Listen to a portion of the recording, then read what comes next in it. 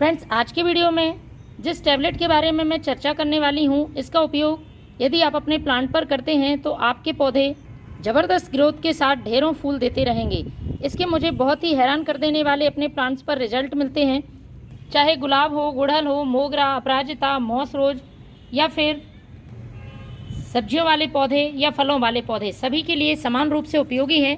महीने में एक बार आपको इस टैबलेट का अपने प्लांट पर यूज़ ज़रूर करना है। यदि आपके पौधे बिल्कुल से सूखे बेजान नज़र आ रहे हैं, प्लांट में ग्रोथ रुक गई है या पौधे फूल नहीं दे रहे हैं, फूल यदि देते हैं तो उनका आकार बहुत छोटा होता है और प्लांट में पत्तियां पीली पड़ रही हैं, तो ये समस्या इसके उपयोग से ख़त्म हो जाएगी।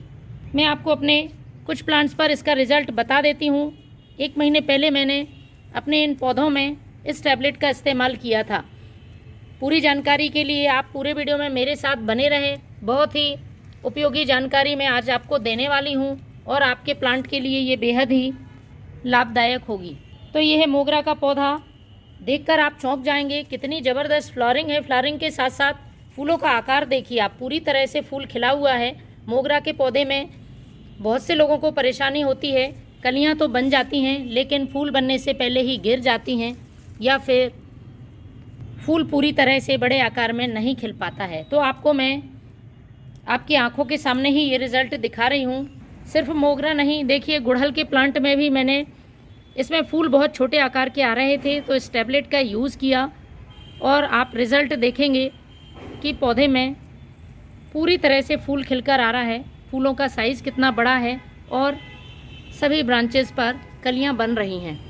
तो जिस भी प्लांट में आपको लगता है कि फर्टिलाइज़र देने के बाद भी ग्रोथ नहीं हो रही है या फूल नहीं आ रहे हैं, तो आप जो मैं आज वीडियो में बताने वाली हूँ इस तरह से फर्टिलाइज़र का यूज़ करेंगे।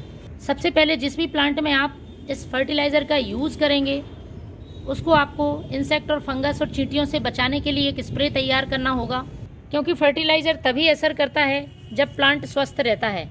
तो इसके लिए आपको 1 लीटर पानी लेना है और उसमें हमें लेना है ये वाटर सॉल्यूबल नीम ऑयल और लगभग 3 ml हमें ये नीम ऑयल इस पानी में डाल देना है।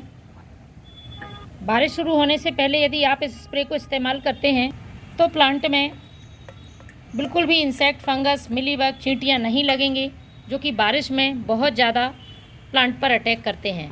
इसको हमें स्प्रे बॉटल में भर लेना है और स्प्रे बॉटल में भरकर हमें अच्छी तरह से स्प्रे करना है। आज मैं अपने अपराजिता के प्लांट पर इस फर्टिलाइज़र का यूज़ करने वाली हूँ और आगे की वीडियो में आपको रिज़ल्ट भी दिखाऊंगी। अभी आप देख पा रहे होंगे ये प्लांट ग्रोथ भी अच्छी तरह से नहीं कर पा रहा है और इसमें किसी तरह की कोई फ्लावरिंग भी नहीं हो रही है। स्प्रे करने के बाद अब हमें मिट्टी को कर लेना है अच्छी तरह से हल्का।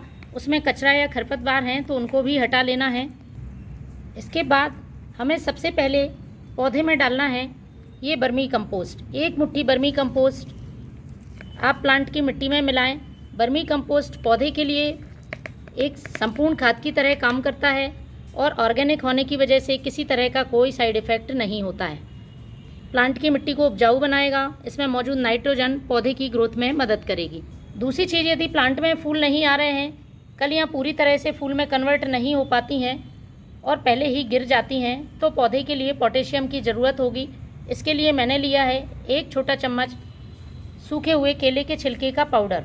आप इसे घर पर भी तैयार कर सकते हैं या ऑनलाइन भी परचेज़ कर सकते हैं। मैंने इसे घर पर बनाया है और आने वाली बारिश के लिए इसे स्टोर करके रख लिया है। पोटेशियम से भरपूर होता है केले का छिलका, साथ में इसमें कई माइक्रोन्यूट्रिएंट्स मौजूद होते हैं।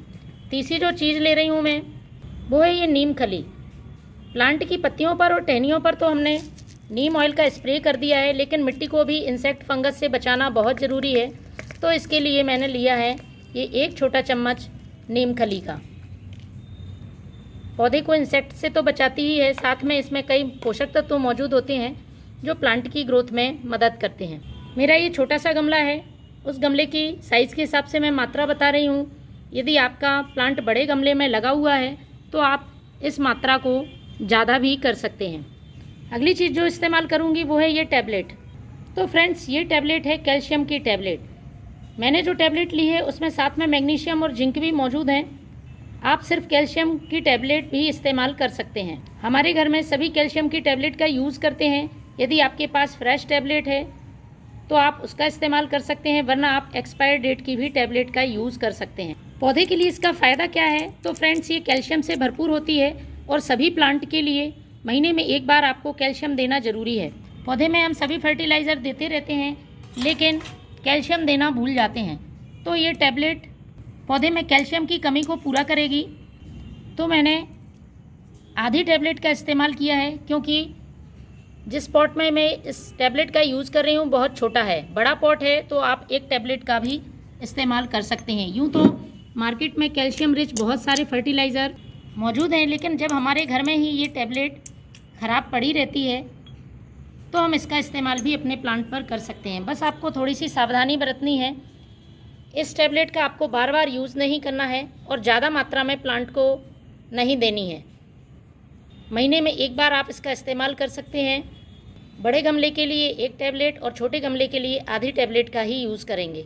ज़्यादा मात्रा में यदि आप इस्तेमाल करते हैं तो मिट्टी का पीएच गड़बड़ हो सकता है, तो इसको हमें मिट्टी में मिला देना है।